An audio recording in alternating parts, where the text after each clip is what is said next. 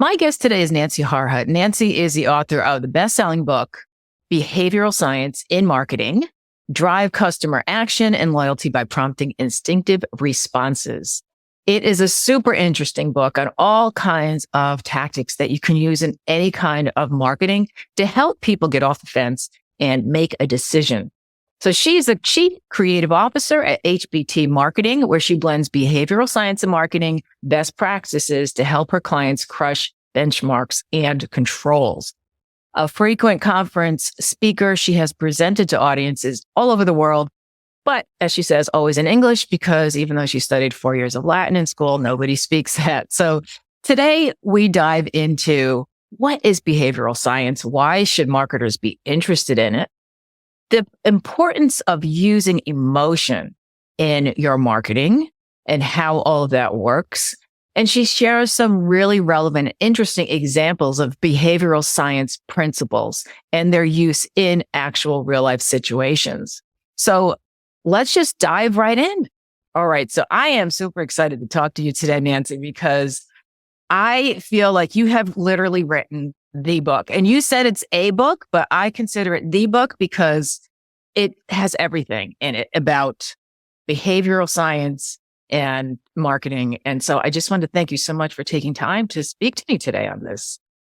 Thank you so much for having me and for those kind words about the book. I appreciate it. Well, why don't we just start right from the top? So we talk a lot about behavioral science and what really is it? And, why should marketers in particular be interested in it?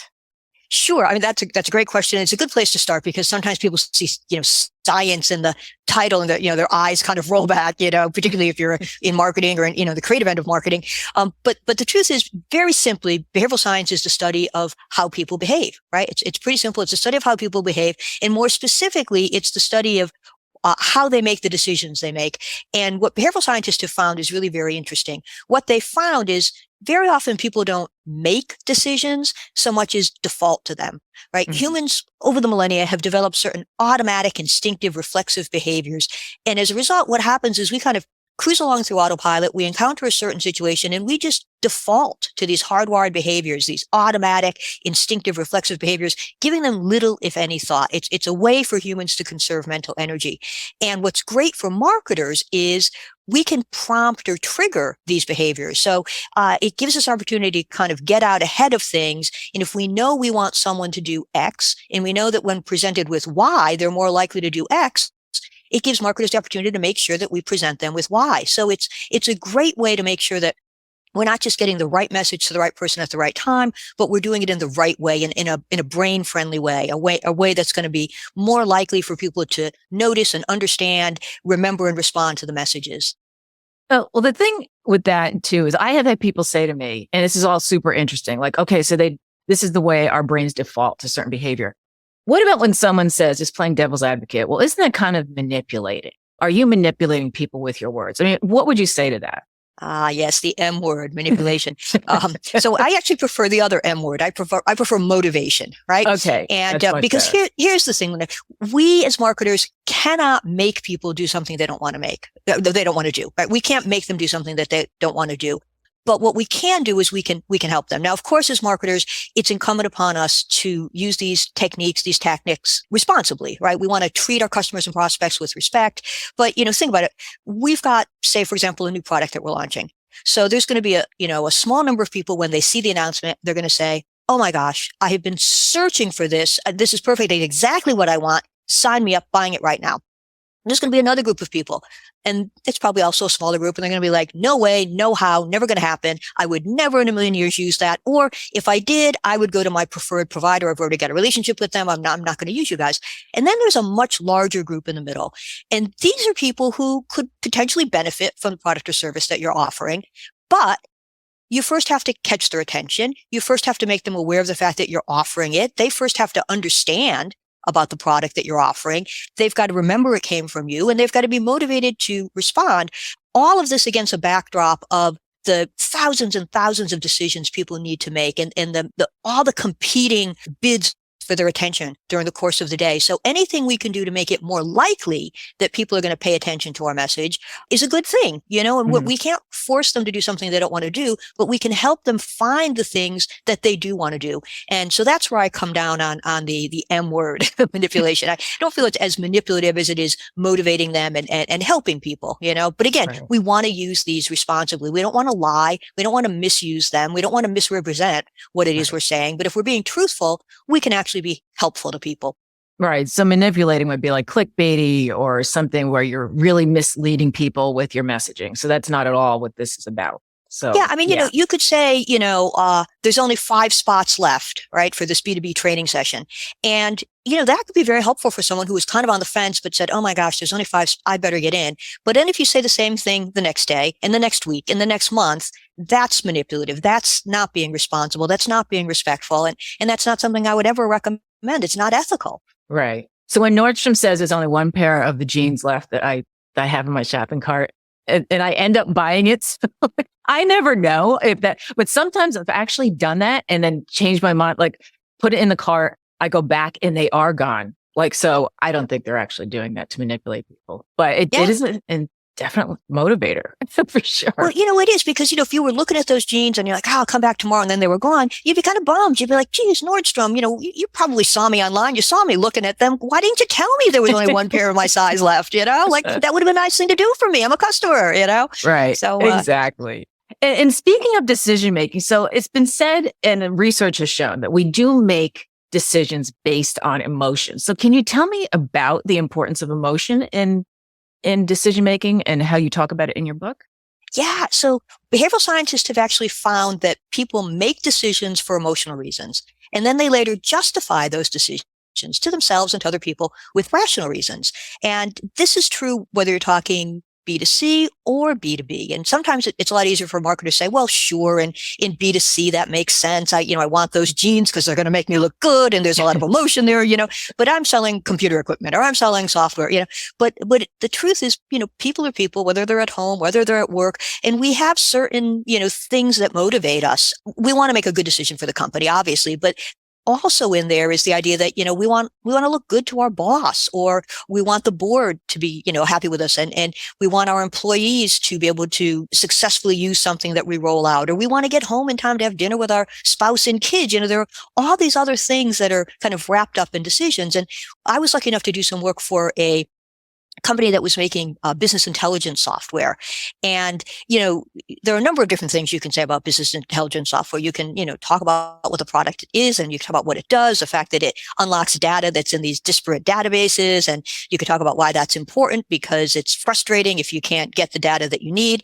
But we drilled a little bit deeper and we came up with this idea that if you're an executive and you're being asked to make decisions and that you don't have access to all the data that you need, that you're kind of rolling the dice every time you make a decision.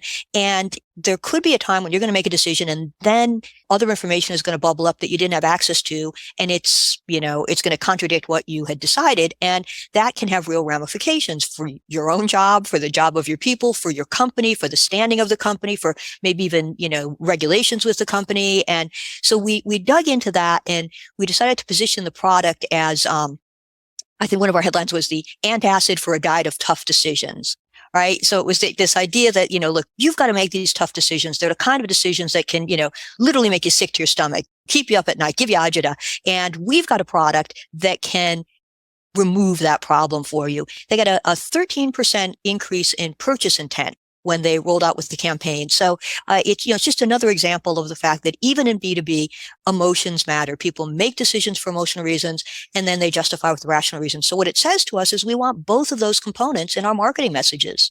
Yeah. And that makes so much sense, because the one thing I found, I'm very active on LinkedIn. And since I've been on LinkedIn, probably it's been 2 years, I've been very, very consistent.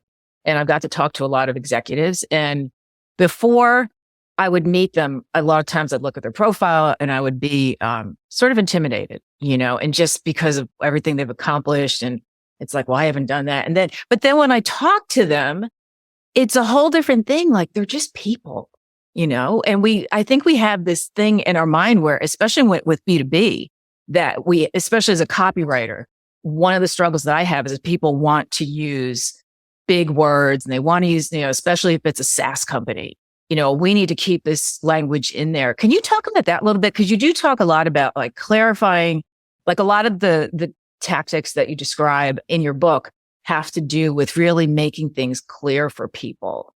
What would you say to that? When I had a whole post on LinkedIn a while back about how writing at the 5th grade level was supposed to be, what research has shown is easiest for people to read, regardless of their educational background. I mean, what's your take on that? Yeah, I think you're absolutely right, Linda. There's been a lot of research that supports this. And also you're right about the prevailing feeling out there. It's like, oh, I'm writing to a B2B audience. I'm writing to an educated audience. We're talking about a sophisticated product. And as a result, we as the writers have to use these, big words and these long run sentences and these really thick paragraphs because we have to demonstrate that we're serious about this. And the truth is that can actually backfire on us. There was a study that was done, I think, by Oppenheimer, where they took abstracts of research dissertations and they found every 9-letter or more word and they replaced it with a shorter synonym. And then they had people, read either the original text or the shortened word text. And what they found was not only did people prefer the shortened copy, they judged the authors to be more intelligent. And I keep going back to that study because a lot of times, again, in B2B, like, oh, no, based on our audience, and based on our brand, we have to do this. And the truth is, no, you don't. You don't have to do that. People do prefer things that are just easier to grasp. I think there's a case to be made to drop in an acronym or a buzzword here or there to kind of say, hey, we're, dolphin clicking. We're part of the same tribe, like I get you, you get me. If you're going to do that, you want to do it sparingly. If you're going to use an acronym, you want to make sure that you define it because you can't count on the fact that everyone who's going to be consuming your content is going to be familiar with the acronyms, with the, buzz phrases. And the truth is we're trying to consume all this content. We're trying to make all of these decisions at the same time. Anything we can do to make information more, what a behavioral scientist would call cognitively fluent. Anything we can do to make things more cognitively fluent is a good thing. And when I say cognitively fluent, what I mean is it's this idea that people prefer things that are easier to think about, easier to understand. Not only do we prefer them, we judge them to be more truthful and more accurate, and we feel more confident in our ability to make a decision about them. So we're in marketing, like that's a home run for us, right? We want people to believe us. We want people to find us to be credible and trustworthy. And we certainly want people to feel confident about their ability to make a decision. If they're not confident, they're going to back away from it. They're going to walk away from it. They'll delay it or never make it. And that doesn't benefit anybody. So making things understandable, making them, easy to absorb. It's smart, whether you're in B2B, B2C, software as a service, beer and donuts, whatever it is, it's a good thing. Yeah. I run into that a lot with like corporate clients who are used to really just, I'll look at copy and they'll say, can you just edit this, make it simpler? And then when I make suggestions, I get a pushback. And on LinkedIn, when I had posted about this a while ago, I actually, I don't know if I did a poll, this was over a year ago, but I had one woman say, my audience would be insulted by, and I said, the thing is, they don't know. It's not like you're using baby talk. I mean, you're just, because part of the writing so a 5th grader would understand it, is that it's shorter sentences. It's not just the words, but it's breaking it up. Like you said, using shorter sentences, one thought per sentence. And that's something that you don't even know that when you're reading it, that it's at a 5th grade level. In fact, it's very hard. There's all kinds of Hemingway and there's Lesh reading analytics. So you can cut and paste your copy, put it into their software, and it'll automatically tell you what reading level it is. Like most of what I write, even though I try to keep it simple, is like at least like 10th grade. And then to make it so that it's simpler, it's not easy. And I tell people that it's not like this is, an easy thing to do. I just write, super simple. No, I mean, it takes some practice, and I usually give up at around 7th grade. I'm like, all right, that's good. Close enough. Right. Yeah. But it's funny, you make a good point. They're like, oh, we shouldn't be doing this. And the truth is we do lots of other things to make our marketing messages more accessible, right? I mean, we choose the right media, for example. We don't put them in the wrong media and make it hard and say, okay, well, we'll let them, work to find it. No, we make sure that we're in the right media, and, we design in a certain way. We have product demonstrations. We do all kinds of things. Why wouldn't we also write in a way that would make it easier for people to absorb the message? I mean, it's one more tool we have at our disposal. It makes perfect sense. Right. Do you find, because I always think this is funny, being in marketing, do you have or do people in general have a particular marketing tactic? Like out of all the things you talk about, so many things in your book, is there one in particular that is really hard to resist? Like I'm thinking the reciprocity one. So I get, stamps from, like I'm a big, advocate of, animal rescues. And so because I donated to one organization, now I get bombarded and they're sending me calendars, they're sending me stamps. And I was like, oh, so, what do you think is that one of the hardest ones, or what do you think is a hard one to ignore? That is, it's definitely a hard one to resist. In particularly, you're citing, donations and not-for-profit, and they're, known for sharing their list. If you donate to one, that charity will, swap lists with another charity saying, here's some hot donors. I'll give you yours if you'll give me mine. So that's why they're showing up on all of these. But it's true. We're hardwired to, kind of answer in kind what someone has done for us. And when I say hardwired, I mean, it goes back to our ancestors, and back at that level, it was something that helped keep us alive, basically. Like if we weren't cooperative, if we didn't return favors, if we weren't civil to each other, we would be outcast, and it would have been very, very hard to, survive on your own outside of the tribe at that point. And so this is like hardwired into us. And all these years later, it still governs the way we react. And you can give someone something, whether they ask for it or not, but once they have it, they kind of feel a little bit indebted. They feel obligated to do something in return. We had a client, a B2B client, who sold financial funds, and they had a bunch of different financial advisors that would represent them, but the financial advisors could represent a number of different providers. And this group of financial advisors had stopped dealing with our client for the last 12 months. And our client had tried to re-engage them, calls, emails, whatnot, and they just weren't getting anywhere. So they came to us and they said, well, we want to send them something. We want you to help us re-engage them. So we used the reciprocity principle. We shot them an email that said, we've picked out a gift, especially for you. This came from the wholesaler of our client. We picked out a gift, especially for you. Watch your mailbox. It'll be arriving, this week. And then, a few days later in the USPS, mail arrives this white box, and inside the box is a framed New Yorker cartoon. And it was a funny cartoon that had to do with, being in financial services, working in that industry. And the cartoon caption was customized, right? It was personalized. So Linda, yours would have had Linda in it. Mine would have had Nancy in it. So it's like really cool. I mean, you get this gift, you weren't expecting it, but it's framed. It's a New Yorker cartoon. Your name is in it. It's going to be on your desk or on your wall. And then there was just a short note from the wholesaler that said, hey, we'd love to connect. Please get in touch. If I don't hear from you, I'll be reaching out soon. And, you could see how you'd be like, gee, I should probably call. Or at the very least, if they called, you couldn't say to your administrative assistant, tell them I'm not here. I mean, there's the right cartoon hanging on your wall. They ended up reactivating a large number of these financial advisors, and they traced $68 million of incremental revenue to the program. So that's powerful, and so you're saying, is that a hard one to resist, reciprocity? It is, you might have said, gee, Nancy, why are you spending money sending a gift to people who are no longer doing business with your client? Why not spend that money to send gifts to the people who are doing business, right? Like that would make more sense. And that's certainly a good thing to do to reinforce behavior.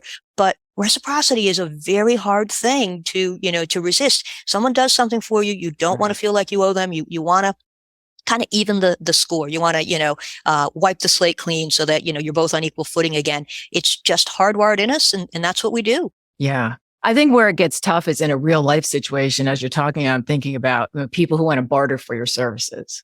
That to me just almost never works out, because I've had people say, hey, can you do some copywriting for me? And because you don't know how to balance that. There's not really, it's like helping somebody move, which is like everyone's nightmare, right? It's like, if I help you move, will you build my next house? Because it's just such a hassle. In that case, would you agree that you just kind of want to just do it and not expect anything in return? Because it just seems like it's so hard how do you find that balance? This is a little different than, what we're talking about, but it's still that reciprocity principle. Yeah, no, it's definitely reciprocity. I think there's a difference though between going to someone and saying, if I do this for you, will you do this for me? That's more of an upfront arrangement or, transaction or incentive even. Right. If you do this, I'll do this for you, versus here, I've just done this for you. You didn't ask for it, or maybe you did, but I've just done this for you. Now I'm going to say, hey, would you be able to, so maybe you've downloaded a white paper that I've published or gone to my video library of how-to videos or something, so that you actually sought out that free information. But then after you've consumed the content and decided you're going to make a purchase, you're probably more likely to go back to me because I was the one who provided the information, or maybe I sent you the information. You didn't ask for it, but I sent it and you found it helpful. So you're again, a little bit more predisposed to working with me. But I think if you go to someone ahead of time and say, I will give you this if you do this for me. That works. It's called an incentive, but it's a little bit different, and I think it's a little bit easier to say no. But, once someone helps you move, Linda, when they call you and say, hey, I'm moving, you're going to feel like you should start packing boxes for them. You're like, oh man, they did it for me. There is no escaping it. I know that's like the worst thing. And people will give you like pizza instead. And you're like, this in no way makes up for what the blood, sweat, and tears I just put into this whole thing. But one of the things that surprised me in your book was about rhyming. How rhyming, I've never heard of this before. And I was talking to my husband about this and we're like, remember that? Like, I'm old enough to remember the plop, plop, fizz, fizz. Oh, what a relief. It is an Alka-Seltzer commercial back in the 60s, I think it was. How does that work? It just seems so, again, simplistic, but yet people remember. I remember this from 100 years ago. Yeah. Or Timex takes a licking and keeps on ticking. Yeah. Right. Exactly. So it's called rhyme is reason bias. And what behavioral scientists have found is that you can have two sentences that basically say the same thing. One of them rhymes, the other one doesn't. People will judge the rhyming phrase to be the more accurate, truthful, credible articulation of it, right? So if it rhymes, we just have a tendency to not only remember it, but also to believe that it's more credible, to find it more believable. And you're right, like back in the 60s, there were a lot of those, plop, plop, fizz, fizz, oh, what a relief it is. Nationwide is on your side, which is still in use today. The best part of waking up is Folgers in your cup. That was another one that came out in the 60s when that, and I know that's a B2C example, but when that came out in the 60s, they trailed behind Maxwell House. When they rolled it out, they eventually closed the gap between Maxwell House and then overtook them. Wow. But it is this idea that not only are rhyming phrases more memorable, but they're also more credible. And the reason they're more credible is it's easier for the human brain to process phrases that rhyme, right? That words that sound alike or begin with the same sounds, they're all more closely associated in the human brain. And as a result, they're more quickly retrieved. So if it's easier for the brain to process something, it simply feels right. And if something feels right, it's really not a big leap to assume that it is right. And that is the beauty of a rhyming phrase. And whether it's a slogan or a tagline or a subject line or a headline, we as marketers can get some real mileage out of phrases that rhyme because not only are they more memorable, but people just have a tendency to believe them more. And that's so, that was one of the most surprising things I read. And it's funny because I think what fascinates me about behavioral science the most is that it's not anything we can control. I mean, we can be aware of it, right? But it's not like we can stop the process in our own minds, and I was watching, I'm a big stand-up comedian fan. And this Nate Bargatze was talking about how he says, apparently we have a smart part of our brain and a dumb part, and he used these sorts of examples, like he was saying something like, well, if you smile, you're, the dumb part of your brain thinks you're actually happy. And he went on with these, analogies. Like I said, I was just dying because he said, why can't these two parts get together and just get on the same page? So I think that's so fascinating. But what do you think is your biggest takeaway that you want readers to get from your book?